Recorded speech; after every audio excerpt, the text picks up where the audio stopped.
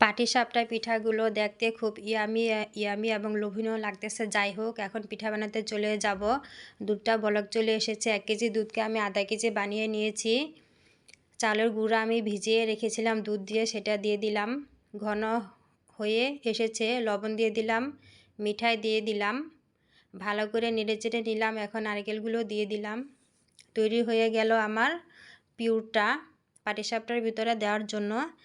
এখন আমি পাটিসাপটা পিঠা গোলার জন্য চাউলের গুঁড়া নিয়ে নিলাম, পেলাতে নিয়ে নিলাম ময়দা। ছোট একটি বলের মধ্যে আমি চাউলের গুঁড়া নিয়ে নিলাম।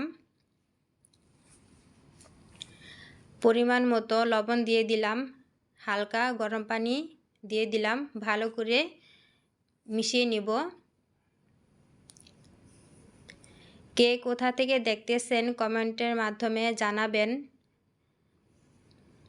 এ পর্যায়ে দিয়ে দিলাম ময়দাগুলো ভালো করে মিশিয়ে নেব।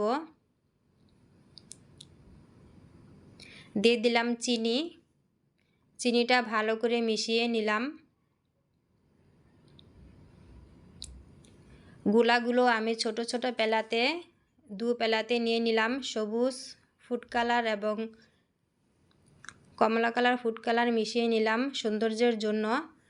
ফ্রাই প্যান বসিয়ে দিলাম, তেল মিশ্রিত করে নিলাম। 2 কালারের ফুড কালার দিয়ে দিলাম।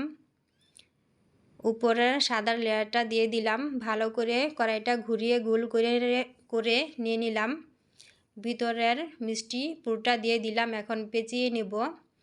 আপনারা এভাবে বাড়িতে পাটিসাপটা পিঠা বানিয়ে খাবেন। এই শীতে কম্বলের ভিতর বসে গরম গরম পিঠা খাওয়ার মজাই আলাদা। আবারও একটি বানিয়ে দেখিয়ে দিচ্ছি। আপনারা এভাবে বাড়িতে বানিয়ে খাবেন।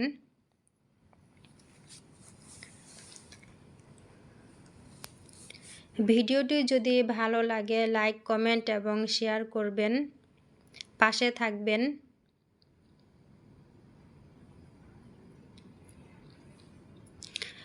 তৈরি হয়ে গেল আমার লোভনীয় স্বাদে পাটিসাপটা পিঠা। আপনারা এভাবে বাড়িতে বানিয়ে খাবেন এবং চারপাশে সবাইকে দিয়ে খাবেন। গরম গরম পিঠা তৈরি হয়ে গেল। কমেন্টের মাধ্যমে জানাবেন আমার পাটিসাপটা পিঠাগুলো বানানো কেমন হয়েছে। আল্লাহ হাফেজ, সবাই ভালো থাকবেন।